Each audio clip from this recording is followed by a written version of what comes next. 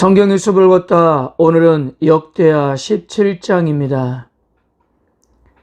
오늘 역대하 17장부터 20장까지 소개되고 있는 여호사밧은 다윗과 솔로몬을 제외하면 역대기에서 상당한 분량을 할애하면서 히스기야와 요시야와 함께 아주 집중적으로 조명되고 있는 왕인데요. 히스기야, 요시야와 함께 다윗과 같았다라는 평가를 받고 있습니다. 무엇보다도 열왕기와 비교해봐도 역대기 성경기자가 얼마나 심도 있게 기록하고 있는지를 알 수 있습니다. 열왕기에서 여호사밧의 통치는 아주 간략하게 소개됩니다. 그것도 대부분이 서론과 결론에 해당되는 공식 문구로 기록하고 있을 뿐이에요. 그래서 남유다에서 여호사밧이 왕으로 있을 때 열왕기서의 더 큰 관심은 거의 북이스라엘에 많이 쏠려 있었습니다. 나답, 바아사, 엘라, 시므리, 오므리, 아합의 통치에 관한 내용과 엘리야, 엘리사의 활동 등등의 북이스라엘의 많은 이야기를 집중적으로 소개했습니다. 그런데 역대기에서는 여호사밧과의 관련되지 않은 열왕기서의 막대한 분량을 모두 생략하고 열왕기에서 소개되지 않는 오로지 여호사밧과 관련된 이야기로 그 많은 분량을 채우고 있는 것입니다. 여호사밧은 왕이 되자마자 최우선 과제로 나라를 견고하게 만들었습니다. 역대기에서 왕들이 나라를 견고하게 만들었다는 것을 하나님의 축복으로 간주되었는데요. 이러한 상황에서 여호사밧이 성읍들을 요새화했다는 것은 하나님의 특별한 은총을 누렸던 왕이었던 것입니다. 3절과 4절을 보세요. 여호와께서 여호사밧과 함께 하셨으니 이는 그가 그의 조상 다윗의 처음 길로 행하여 바알들에게 구하지 아니하고 오직 그의 아버지의 하나님께 구하며 그의 계명을 행하고 이스라엘의 행위를 따르지 아니하였음이라. 시대가 바뀌어도 다윗이 행한 길은 유다 왕들의 기준이 되었는데요. 바로 여호사밧이 다윗의 처음 길을 걸어갔던 것입니다. 그는 바알에게 구하지 아니하고 오직 하나님께 구하고 그의 계명을 따라 살았습니다. 결과적으로 여호사밧은 이스라엘의 행위를 따르지 않았던 거예요. 열왕기서의 사항에서도 보면 여호사밧이 북이스라엘과 긴밀히 연합한 점을 고려하면 그가 북이스라엘의 종교에 물들지 않았던 것은 가히 놀랄 만한 일이었던 것입니다. 여호사밧이 이처럼 신실한 모습을 보이자 하나님께서도 나라를 그의 손에 견고하게 하시고 여호사밧이 부귀와 영광을 누리도록 하셨고요. 이에 여호사밧도 여호와의 은혜를 받고 더욱 여호와의 길을 걸어갔습니다. 6절을 보세요. 그가 전심으로 여호와의 길을 걸어 산당들과 아사라 목상들도 유다에서 제거하였더라. 여기서 전심으로라는 말은 마음의 용기를 얻다라는 의미입니다. 그러니까 마음의 용기를 얻어 하나님의 길을 걸어갔다는 말은 여호사밧이 하나님의 길을 걷는 데 있어서 더 적극적으로 행동했다는 의미입니다. 여호사밧의 종교개혁은 우상들과 산당들을 제거하는 일에서 멈추지 않았습니다. 역대기 성경기자가 여호사밧에 대해 지대한 관심을 갖는 가장 큰 이유는 바로 그가 온 백성에게 율법을 가르쳤기 때문입니다. 그가 왕이 된 지 3년이 되던 해부터인데요. 아버지 아사왕과 공동 통치를 끝나고 홀로 서기를 시작한 첫 해였습니다.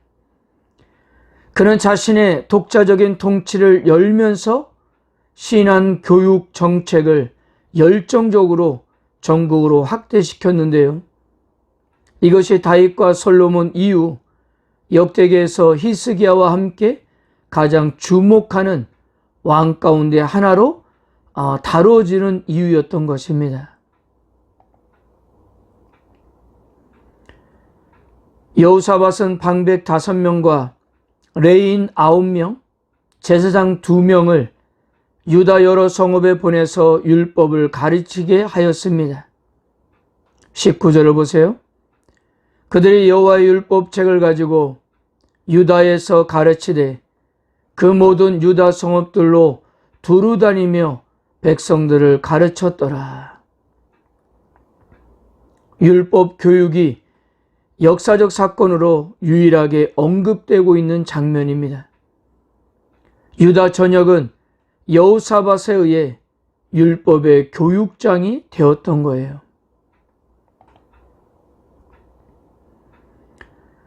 하나님께서는 이러한 여호사밧의 열정에 남유다의 내부적인 안정과 평안한 것뿐만 아니라 대적으로도 대단한 위상을 누리게 하셨습니다.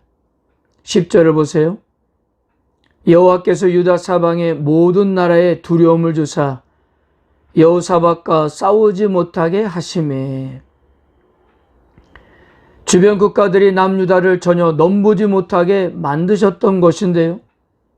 이러한 그림은 다윗의 하나님의 마음에 합한 다윗에게 주셨던 하나님의 축복이었어요.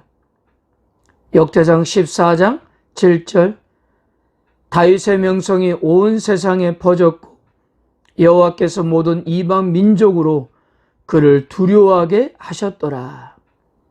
역대상 18장 2절 모압 사람이 다윗의 종이 되어 조공을 바치니라.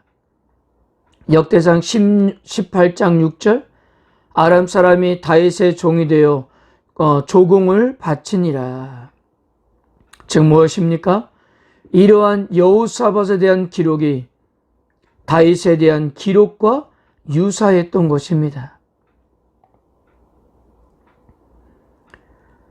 하나님은 유다 사방의 모든 나라에게 두려움을 주셨으므로 블레셋 사람은 은으로 아라비아 사람들은 순양과 순염소를 조공으로 바치게 되었습니다. 이는 여호사밧이 다윗의 처음 길로 행한 결과 다윗이 누렸던 영광을 누릴 수 있었던 것입니다. 주변 국가들의 남유다를 넘보지 못한다는 사실을 여호사밧이 알았던 것일까요? 그는 자만하지 않고 국도 방어 전략을 계속 이어갔습니다. 성읍들을 요새화시키고 군인들을 배치했고요. 그래서 여호사밧이 동원할 수 있는 군대 수가 총 116만 명에 달했습니다. 우리가 아는 것처럼 여호수아가 가나안 땅을 정복할 때 총 60만 명이었고 다윗이 인구조사를 했을 때 110만 명이었다는 것 점을 감안하면 엄청난 숫자였습니다. 이처럼 여호사밧이 인간적인 노력으로 가질 수 없는 국력과 위상을 하나님께로부터 받았다는 것은 왕이 하나님을 온전히 의지하였고 삶에서 믿음에 걸맞는 행동을 보여주었기 때문이었던 것입니다.